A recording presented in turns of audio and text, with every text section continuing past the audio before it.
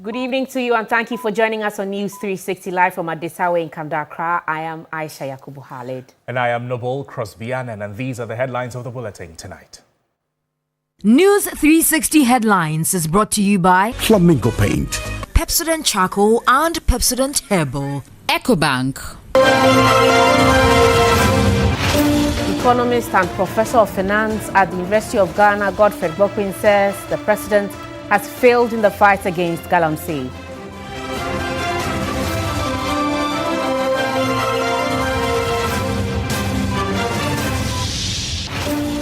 Also in the bulletin, former Vice President and 2024 NPP presidential candidate Dr. Bawumia again apologizes for NPP's mistakes while in office, promising not to repeat them when elected. Police pursue foreign suspects responsible for Latebia Koshi fire as Chief Fire Officer confirms investigation into September 10 blaze concluded.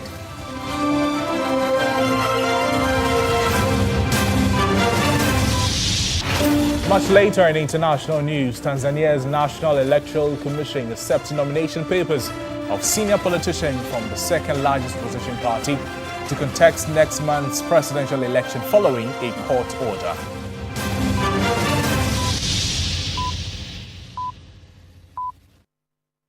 Stay with us here on News 360 for the details of these and many more stories coming up over the next 1 hour. Let's begin the bulletin with the arena of politics as once again a familiar face is apologizing. Former Vice President Dr. Alhaji Bawumia has, on behalf of the party and the former government, again apologized to Ghanaians and the NPP for mistakes made while in power. During a zonal meeting with NPP executives as part of the three-day tour of the Ashanti region, Dr. Bawumia also asked delegates to renew his candidacy for the upcoming NPP presidential primaries. William Evans Inku monitored the tour, has more here.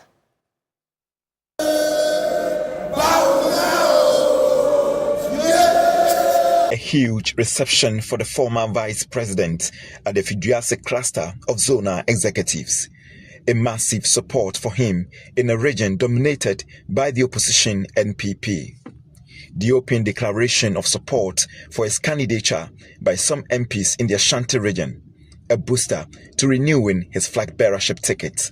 The reason why one who said all former MMDCs are aligned to DMD, a very simple reason. You are a good man. 1996. In 1996, we could not win our first election as a party, but in the year 2000, we won power. Similar thing happened in 2008 and 2012, but in 2016, we won power. We need Dr. Bawumia to win us power. He is our only hope. He deserves a second chance.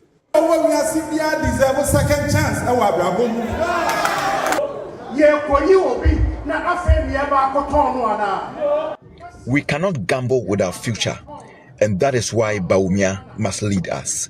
Dr. Bawumia used the occasion to apologize for some wrongs of the previous administration. From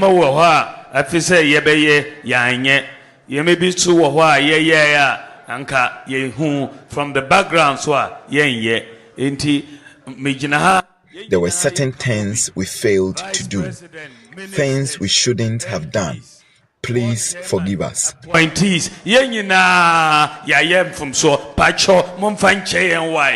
Ashanti Regional Campaign Chairman of Dr. Bawumia 2028 campaign, Augustine Collins Intim, described his candidate's engagement in the region as fulfilling and promising.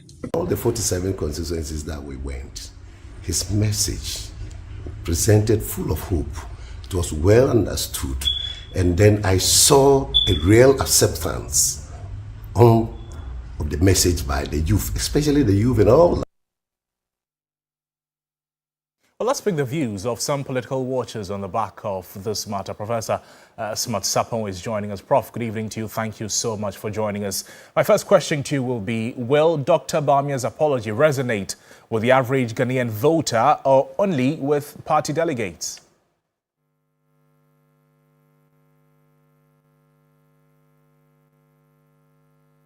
Prof, can you hear me? Yes, I can hear you. Great. Can you hear me, please? I can hear you loud and clear. What I'm asking is, this is not the first time Dr. Bawumia is apologizing. And with this apology, is it going to resonate with the entire Ghanaian voter populace or only with party delegates? Yeah, well, a very good evening to your good self and good evening to our cherished viewers. I think he was addressing the party people and by extension, of course, with the press of the media, the general public. So first, it goes to the party people who would be most hurt because it's not easy to see your party leave power. And some of them, and I classified them into three groups. There were this group one that were so worried about how things were being managed under the previous government, but simply didn't have the capacity or ability to correct those wrongs. So they were extremely helpless, group one. The second group were people who had all the capacity to ensure that things are done right, but refused to do that on our behalf. So that is group two. And then the third group of people who actually were in charge of things and could have done things right, perhaps but failed to do things right. So those three groups of people are all within the party before all of us, the rest of the Ghanaian populace, comes in. And mind you, the MPP member is also part of the Ghanaian populace, so especially the group one who became many, some of whom would decide even not to go and vote. And all those things are part of those that Dr. Bawumia were speaking to, and by extension, all of us Ghanaians who might have been affected one way or the other by the actions and inactions of the previous government. Professor Sapong, so my next question is, how important is it for a political leader to acknowledge past mistakes? And in your opinion, what do you think Dr. Bawumia is apologizing for? Well, what it means to apologize is to admit that not all your good intentions ended well.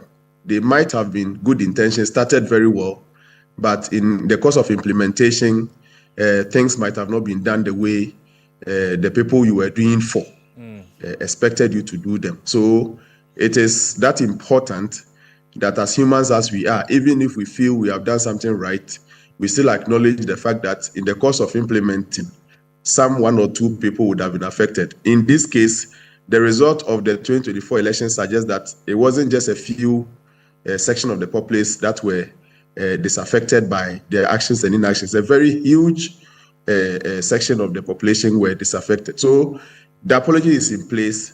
Let's hope and wish that it is taken in good faith. And then for what it does for him as the political leader, I mean, it presents him as somebody who accepts the mistake when it is brought to him. Whether he was directly involved as the implementer or not, he was part of the government. So, and you hear him call on. So, Prof, what then is he apologizing for exactly? No, he's apologizing for the actions and inactions of the government which he was part. And you hear him list all other people who were also part. Appointees, board chairmen, ministers, deputy ministers. And it is important he made that point there, because if you follow the news recently, it appears that he is being carried all the luggage of the previous government. Forgetting those, and some of those speaking were even ministers. Some of those accusing him were even board chairmen properly placed in governance, whose actions and inactions cumulatively affected the government that all of them were part. But because of their political conversation going on now, it appears they are shifting all the blame on him. And so he takes time to list all those who were part and says that, yes, I was also part, just like everybody else was part. And it is needful that we apologize to the Ghanaian people. Let's see how the Ghanaian people will accept the apology. But the first step of apologizing for me is quite important. It brings me to this. What do you say to those who will argue that the horse has already bolted out of its stable after the humiliating 2024 loss?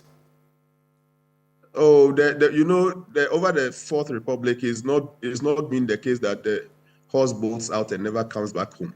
It's been a cycle of in and out, in and out. And if he apologizes now, what it means is that perhaps he envisaged that Ghanaians may accept his apology, and when the opportunity comes, give him the opportunity to come and do the needful, correct the wrongs. As for the horse bolting out in this Fourth Republic, we realize that between the NDC and the MPP, they usually get the opportunity. Sometimes, of course, the record shows that in every 8 years so far, they get the opportunity to come in. Ghanaians give them the opportunity to come and right their wrongs. It is only that sometimes when they come, the expectation of Ghanaians are not met. But we will still keep trying until perhaps God comes.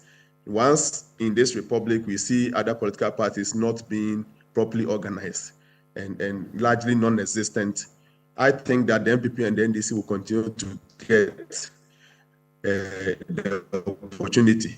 They should sit back, do their homework well, come back when given the opportunity in God's own time to come and do what they are apologizing for, right the wrongs that they are apologizing Prof, for. thank you. Thank you so much. Professor Smart Sapon is a political analyst speaking with us there. Let's do some other stories. Away from apologies in politics, the fight against illegal mining continues to dominate national debate almost 9 months into the reign of President Mahama's second term. President Mahama's recent comments of not immediately declaring a state of emergency in affected areas has sparked criticisms from activists who say the crisis demands urgency. Here's a News Desk report. The fight against illegal mining has been on for years, yet not much has been achieved to curb the destruction of water bodies, forest reserves and farmlands. Civil society groups in Ghana have for months called for the declaration of a state of emergency in areas affected by illegal mining in a bid to tackle the menace. That has since not been done. On Wednesday, September 10, President John Dramani Mahama at a media encounter wanted all options to be exhausted first. I've been reluctant to implement a state of emergency in the Galamsey fight because we've not exhausted the powers we even have without a state of emergency. We have the opportunity to arrest anybody, to confiscate any such thing. There are laws for forest protection and all that give us enough powers to be able to act. Implementing a state of emergency might sound nice, but it should be the last extreme, the last resort. So for now, let's exercise all the powers we have. Former Chief Justice Ayisha Yakubu, in response, urged Ghanaians to give the president the benefit of the doubt, stressing that his assurance to rely on existing laws to curb the menace deserves time and support. There are measures that have been put in place. Yeah, so we wait to see how those measures pan out. For all you know, those measures will begin to roll back or halt and then begin to roll back the menace. So the benefit of the doubt, isn't that what it should be? The Ghana Coalition Against Galamsey released a statement after the media encounter describing President Mahama's posture in dealing with Galamsey as one that does not inspire hope. Speaking on the key points on TV3, Awala Sewa, the coordinator of Eco-Conscious Citizens, one of the civil society organizations championing a tougher stance on the illegal mining fight, expressed disappointment. To the best of my knowledge, whether you have a license or not, you cannot be on our water bodies. So once you are there, you are illegal, whether or not you have a piece of paper. I have a driving license. That means I can drive on the pavement, I can drive whilst drunk. Having a license doesn't mean, and Professor Frimpong Boati made it very clear that even when you have a license, if you go outside the parameters of your license, you are what? You're engaged in illegal mining. And therefore, Ghanaians said, we look at the images you have shown, we don't want to continue being poisoned. We want to see urgent action being taken. Simultaneously, you're on the water bodies, you're on the forest reserves, you're on the farmland. Then Ghanaians know something is going on. So if the law as it is allows you to do so, what on earth is stopping you from doing so? That is the question that Ghanaians are asking, that there appears to be no sense of urgency. Economist and professor of finance at the University of Ghana, Godfred Buckman, says the president has failed in the fight against Galamsey. When it comes to fighting illegal mining, call it Galamsey, or irresponsible mining, my considered view is that the president has failed us. And I'm disappointed. I'm disappointed. But CEO of the National Petroleum Authority and head of Legal Affairs Unit of the governing National Democratic Congress, Ediju Tamaklo, disagrees. When Prof was talking, I listened to him. And because he's a professor, I was minded to interject. And when he said the president had failed in this fight against Galamsey, because he's a professor, I wanted to find out from him what were the marking scheme. Because at the point I was wondering whether he was using the UCC marking scheme or grading system or the University of Ghana. The pass mark is 100%. Clearly from what I've seen, the pass mark is 100%. Because if not, a fair, candid, objective analysis of the interventions that have been put in place, the conclusion cannot be that the president has failed. Ghanaians are waiting to see whether the postures taken by the president will achieve the desired result of curbing the destructive menace of illegal mining. Only time will tell. Well, while we wait for time to tell, we'll take you to the Ashanti region now, where calm has been restored at Mpatwim in the Ashanti region after days of chaos over a concession that claimed 2 lives. Regional Minister Dr. Frank Amakohene has assured of justice as the government investigates the matter. William Evans has filed this report. On September 9, the death of Samuel Dankwa, an assembly member for the Abuabu electoral area in the Amanse West District, erupted tension. Military personnel providing security at one of the operational concessions of Asanko mines were accused of the killing, something they denied through a statement issued on September 10. Heavy-duty equipment owned by Rabotech and hired by Asanko Mines were not spared. 14 of such mining equipment were touched. The company estimated value at $28 million. On September 11, the chairman of the Ashanti Regional Security Council and his team met the community. A gold deposit should not be a curse on us, but we have a responsibility to ensure that. Why must the mining of the precious mineral turn violence to the extent that some even lose their lives? The president is sad about this, and he has commissioned an investigation to unravel the root cause of the clash. We will certainly get to the bottom of this matter so that the death of the assemblyman doesn't become in vain.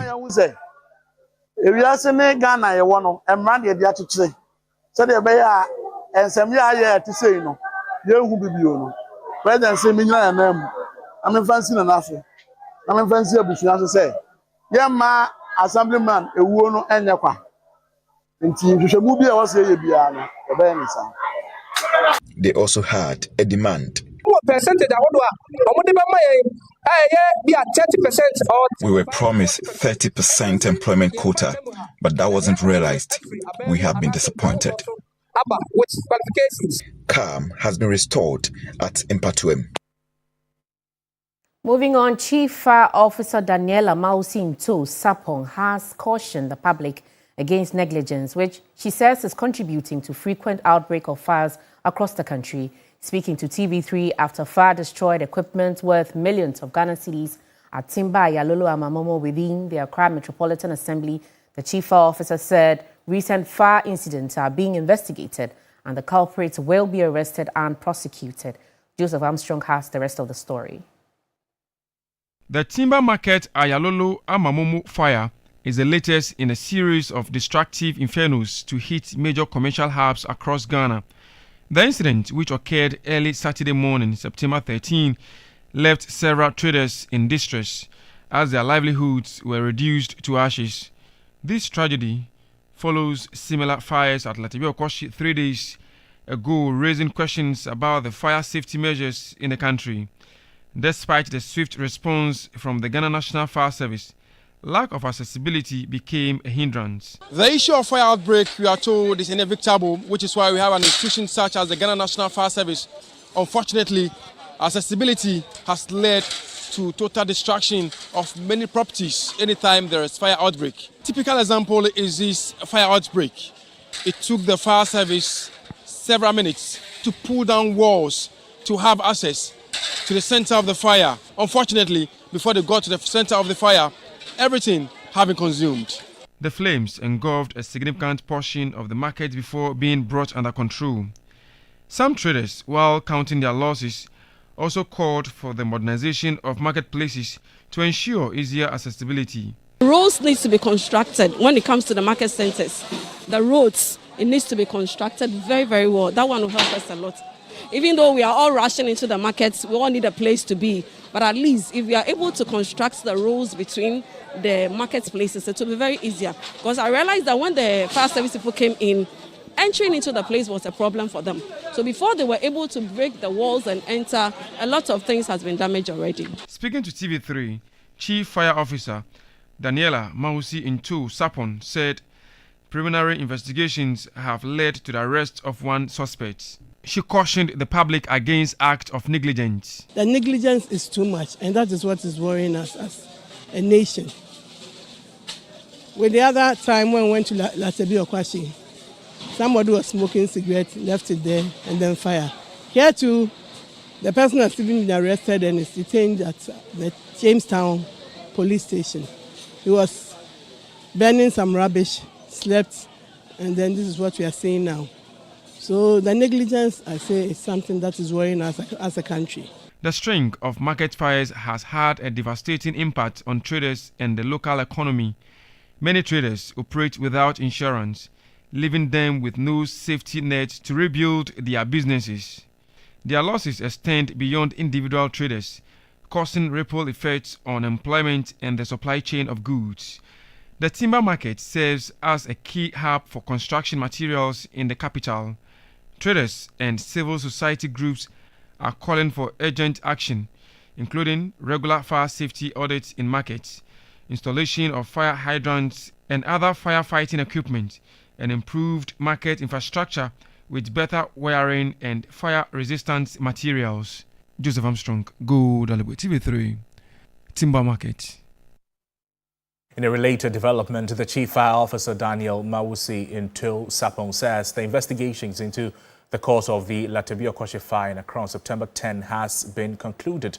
Speaking to Joseph Armstrong, the Chief Fire Officer said the police are currently on a manhunt to arrest a foreign national for causing the fire through negligence. I mean, you've done your investigations and it's concluded, and you know for a fact that somebody smoked a cigar, left it, and that led to that fire. Yes, we've done our investigations, and that is exactly what happened. Have you been able to get the culprit? No, the person is on the run, so we are now searching out. But we've liaised with immigration, and then they are assisting us in that direction for us to get the culprit. With the help of the immigration, I know we'll be able to fish them out. This is after the investigations was conducted? Yes. So, madam, let me take your final words on today's fire and your advice to the general public. All went well. I mean, my men were able to fight the fire very well, except that we had some challenges with the accessibility, where we had a wall, and then within the wall there was another wall and all that, so we had to break through. And then after that, even getting access to where the fire is was a problem. That was our challenge, but then all well said, we were able to put it under control. With the issue of accessibility, we've heard it many times. Is the fire service doing something going forward to ensure that the issue of accessibility and people building illegally without proper demarcations will be a thing of the past? I would say so on the part of fire service, but it's a challenge because we are not the only institutions handling those issues. We have the assemblies and all that. And it makes it a bit difficult. When we come and then we say something, another person will come and say something, the citizenry themselves would erect structures to the extent of even a hydrants. And that is the challenge. Festivals provide a common occasion for people to come together by promoting a sense of belonging and community spirit. However, in recent times, the use of sophisticated weapons during festivals leaves many with unending tears. My colleague Christopher Marco has more in the following report.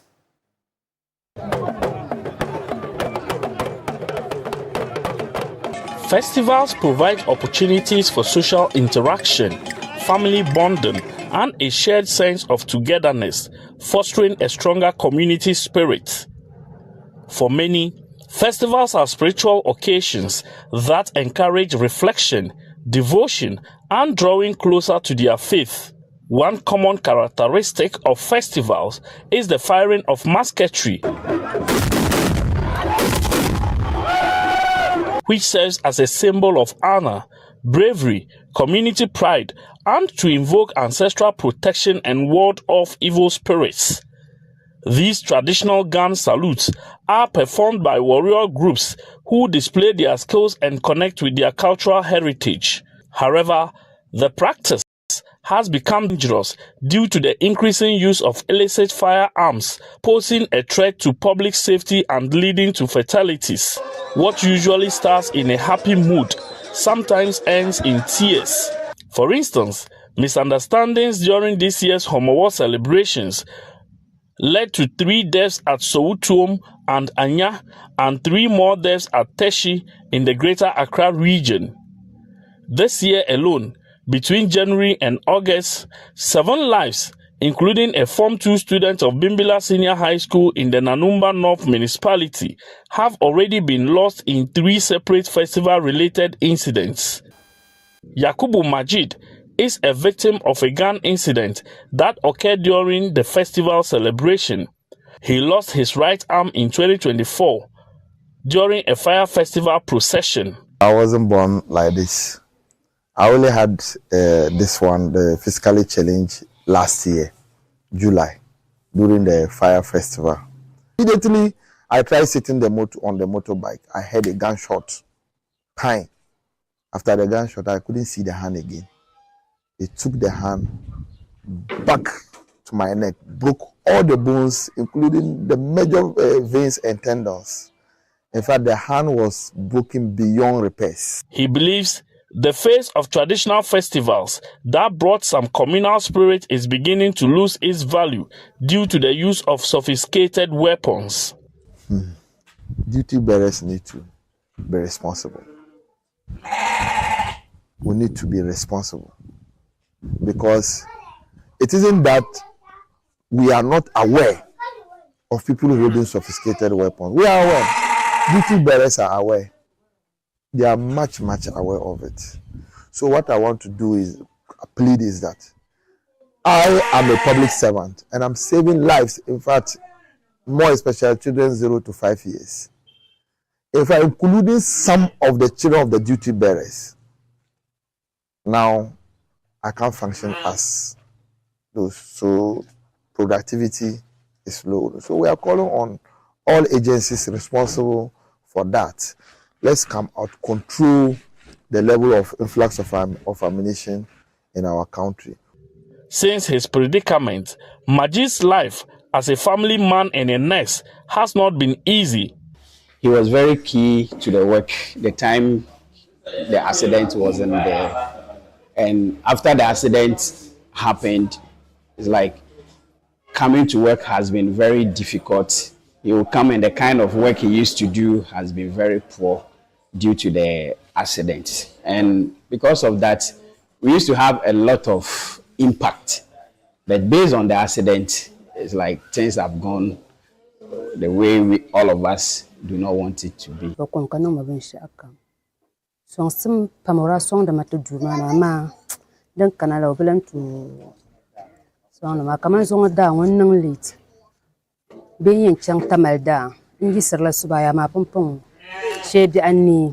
But how concerned are traditional authorities about these incidents during festivals? No.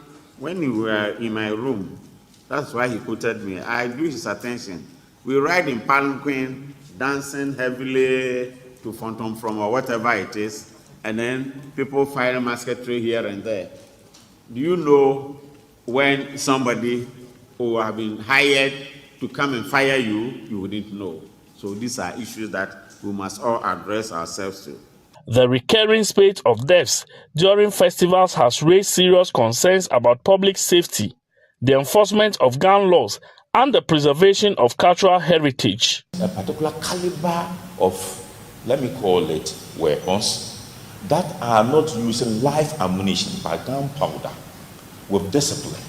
But in recent times, this is not what is happening. We have our chiefs being followed by men wielding AK-47.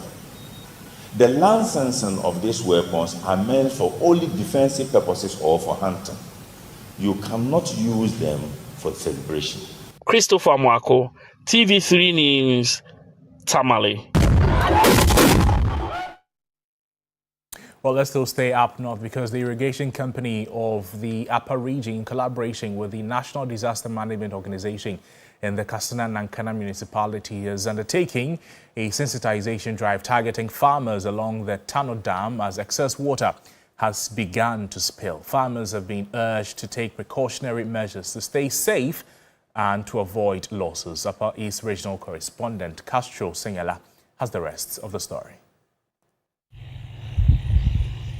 The Tono Dam is one of the largest agricultural dams in Ghana. The dam is also a major source of water supply for irrigation under the Irrigation Company of Upper Region Project Scheme. With an average storage capacity of 93 million cubic meters, the dam is able to store enough water to support all year-round farming activities. As this year's rainy season progresses, water levels in the dam have reached maximum high and excess water is beginning to discharge through the spillway. The dam level is 179.41. That has a corresponding storage capacity of 93 million cubic meters of water, indicating that the dam is fully recharged.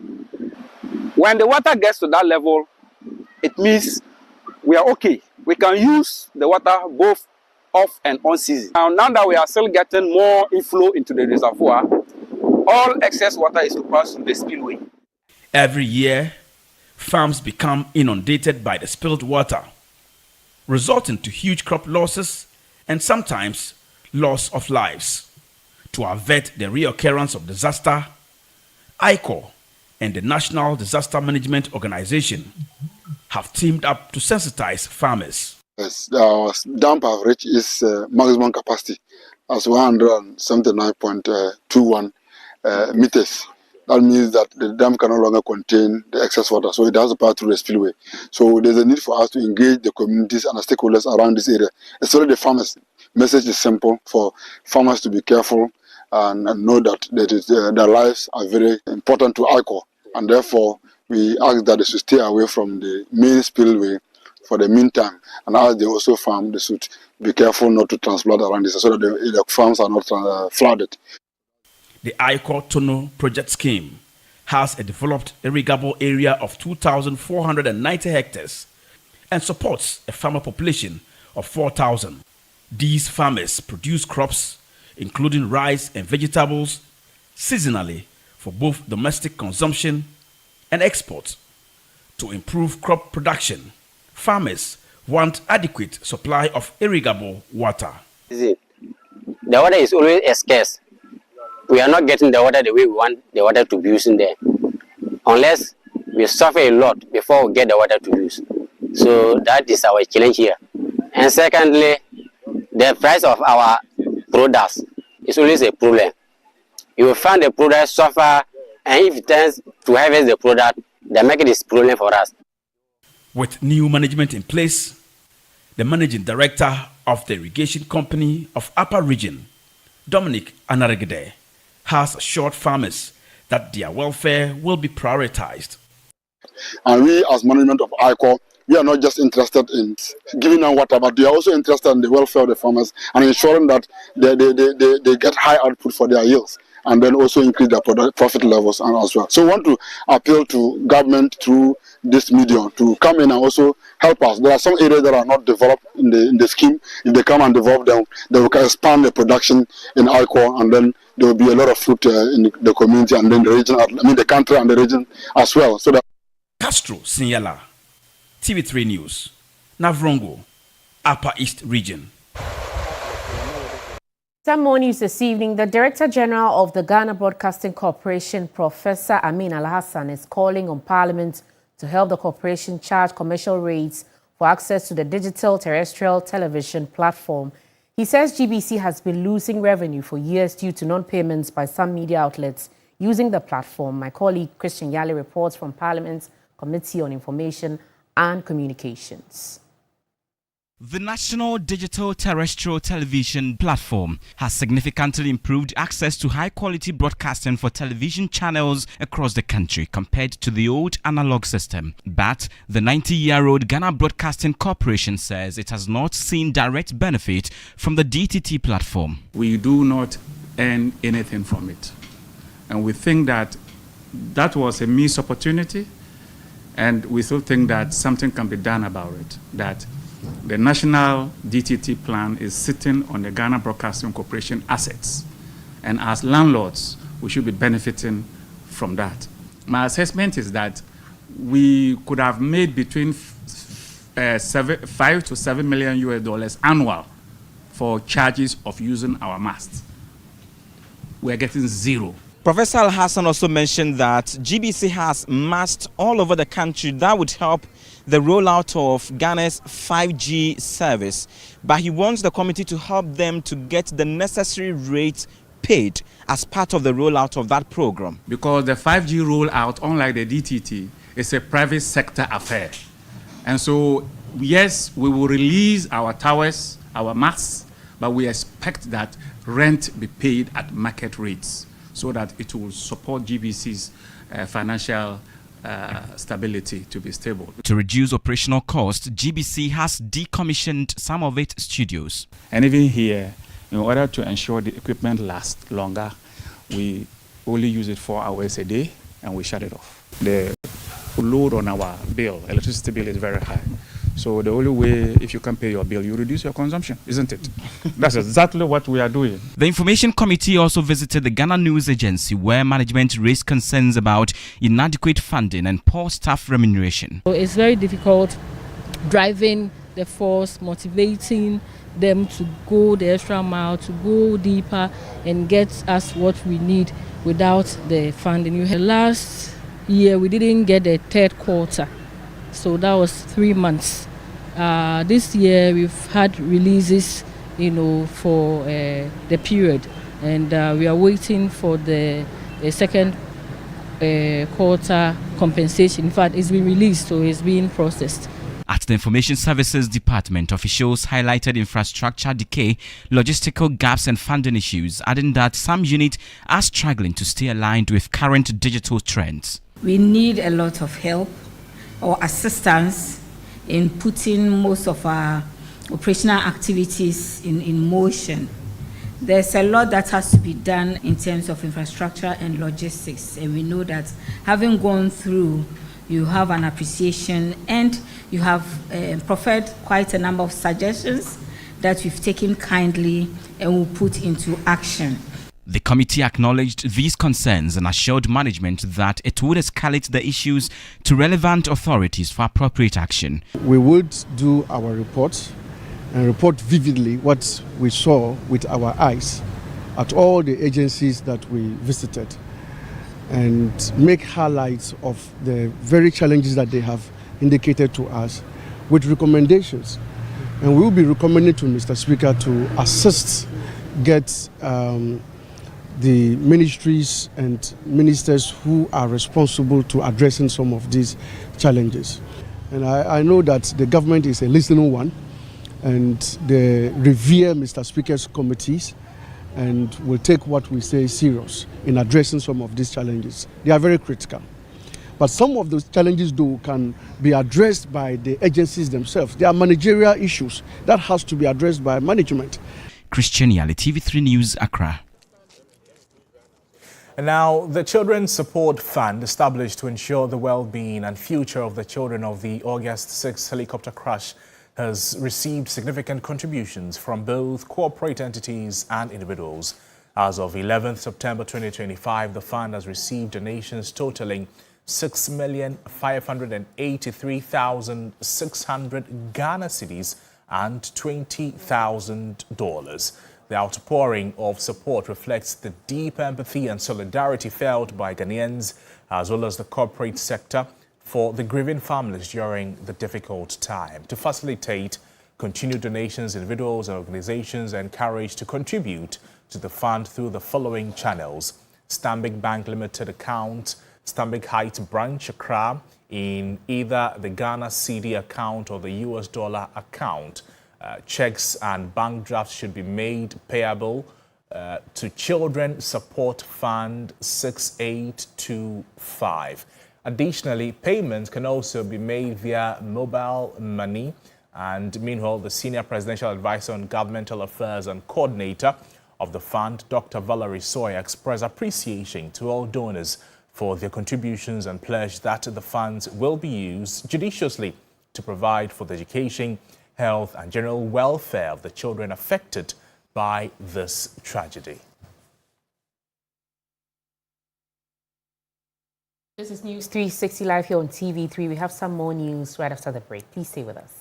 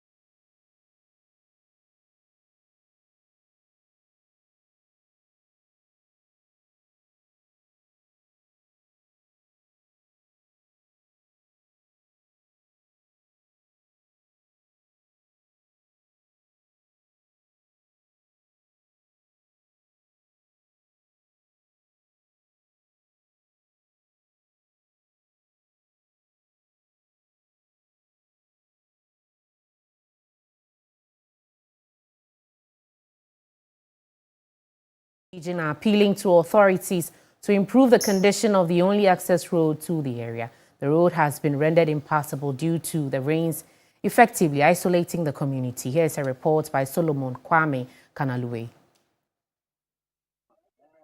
Imagine being completely cut off from the outside world, unable to access medical care, food supplies, or even basic necessities. This is the reality of over 5,000 residents of Tangbini, a farming community in the West Mamprose municipality in the northeast region.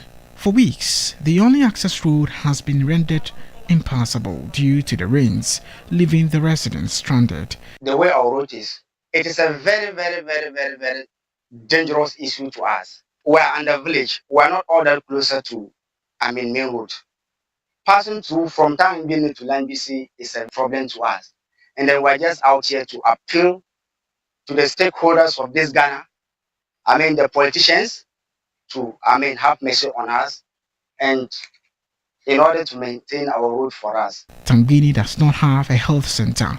When residents fall sick or face emergencies, they have to seek healthcare kilometers away. But with the state of the road, this makes their condition even more dire. Our issue is the road is not good. When a woman is pregnant, they are taking her to the hospital. You know, this town, we don't have a doctor, so the pregnant woman has to cross the bridge. And sometimes by the time we get there, she has lost the pregnancy. Same for a sick person. We call on the government to help us. The lack of access is not just an inconvenience. It is a matter of life and death. The situation is impacting economic activities in the area.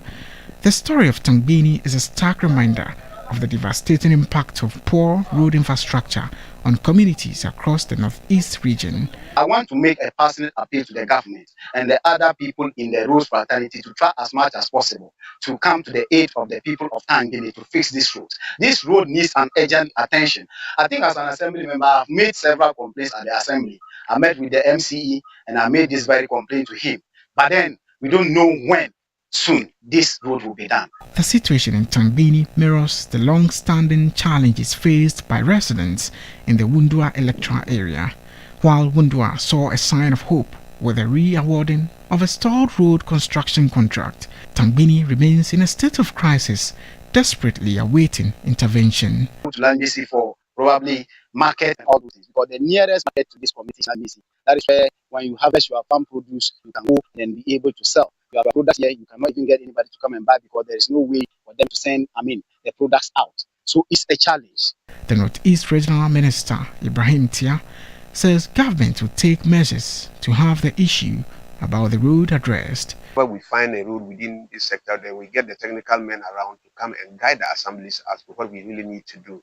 Yeah, because of the rains, it's not too good to start doing major road works within the raining sector, rainy season. Certainly it will be derailed. So we are just waiting to see when the rain subsides. But where the need arises, that we need to come into it, see how we can rescue the situation for the roads to be more trouble. Why not? We will get there and then maybe we will. The Northeast region, with its predominantly agricultural economy, is particularly vulnerable to the effects of poor road infrastructure. Authorities need to do more to alleviate the plight of residents in such areas. You're watching News 360 live here from our studios here, number 35 John Hammond Street. Also on our social media platforms, TV3 Ghana. Sports News is up next. Sports segment is brought to you by Sasso Insecticide Spray and Coil.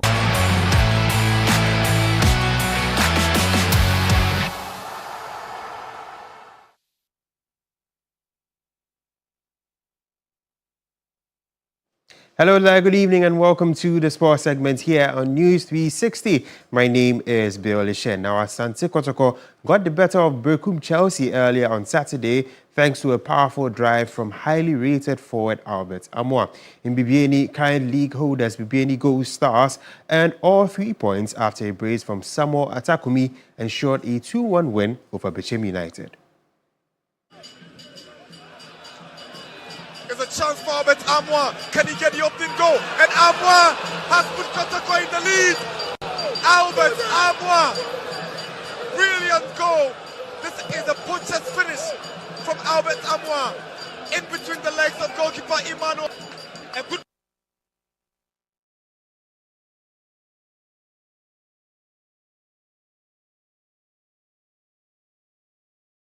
Well, let's take a look at the results and fixtures in the Ghana Premier League. Of course, Hearts of Oak drew 0-0 with Hoho United. The Asante Kotoko defeated Berkum Chelsea by a goal to 0. We also have Bibiani Gold Stars defeating Bechem United 2-1.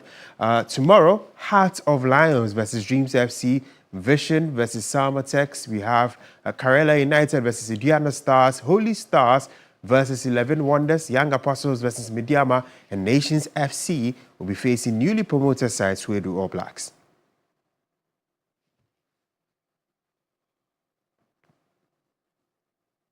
Now let's go on to Europe, where Antoine Semenyo continued his blistering start to the league season after scoring and adding an assist in Bournemouth's 2-1 win over Brighton. Martin Zubimendi also scored.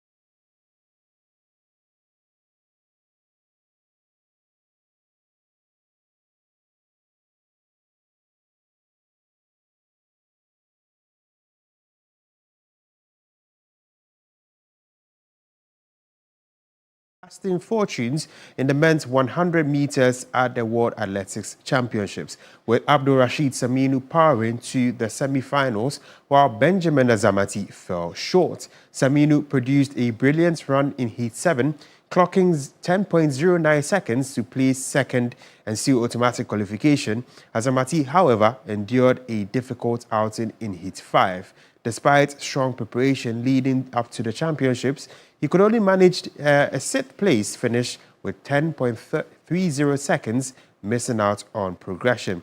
While Azamati's campaign ends at the Heat, Saminu now carries Ghana's hopes as he looks to make history by reaching the 100-meter final.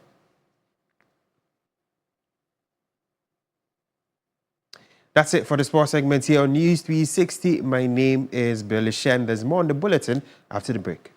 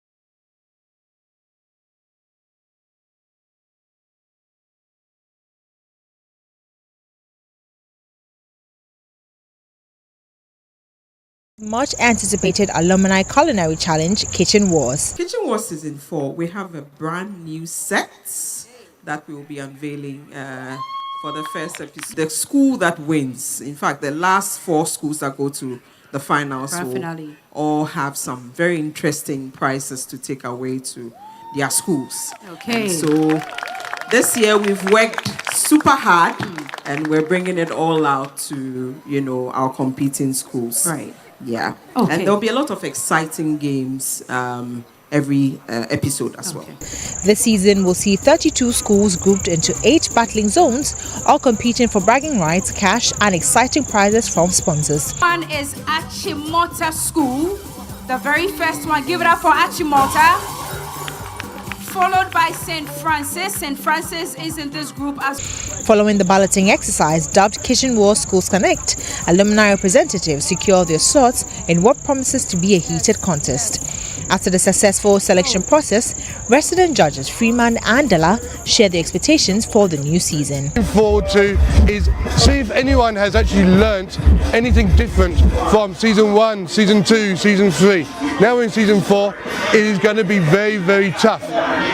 Looking for some nice culinary different items. What we're going to do, I don't want to see boring plates. I want to see something exciting, something that's going to go wow. Everything is by our eyes. We look, we taste by our eyes. That's what I'm looking for. I'm an artist as well, and so visually, what I see is very important, and I'm very excited to see different styles of plating, because food has to be appealing before you can eat it. And so plating is one of the places that I'm looking forward to seeing, and like hoping that people, the contestants, put up a good show. With the stakes higher and the competition fiercer, this season of Kitchen Wars is set to be more thrilling than ever, especially as some schools have already begun talking tough ahead of their first clash. Show the rest of the world that we are all around gentlemen, not just on the sports field, not just in the classroom, but also when it comes to being homely men in the kitchen. So come, enjoy the entertainment. We've got lots of surprises in store. We've got good food and we've got excitement coming your way. Look out for us in Fansman Mo 5 on season 4 of Kitchen Wars. Studies Girls High School. This is our first time of participating in this competition. But believe me, we are taking the trophy to Methodist Girls High School because our slogan is Ahenepa Yenkasa. Let's now bring you some international news. Tanzania's National Electoral Commission on Saturday accepted the nomination papers of Luhaga Mpina, a senior politician from the second largest opposition party, enabling him to contest next month's presidential election following a court order. A high court ruling on Thursday overturned a previous decision by the Independent National Electoral Commission that had prevented Mpina from lodging his electoral nomination papers after he was disqualified. Mpina's disqualification meant incumbent President Samia Suluhu Hassan, who has been in office since March 2021, would potentially face opposition only from smaller parties in the October 29 election. Opposition parties face an uphill battle trying to dislodge Hassan and her ruling Chamacha Mapinduzi party. Amid government crackdown on rivals, leading opposition party Chadema was disqualified in April from contesting the election after failing to sign the Electoral Code of Conduct as part of its call for reforms. U.S. Trade Representative Jamison Gray will attend a new round of talks with Chinese officials due to start on Sunday in Madrid. Officials says the talks will focus on trade and other economic issues, including a Wednesday deadline for TikTok to divest its U.S. assets. And that's all for this edition of News 360. Thank you so much for joining us. Remember, there's more news on 3news.com. I am Ayisha Yakubu. And I am Noble Crosby Annan. Enjoy the evening. Bye-bye.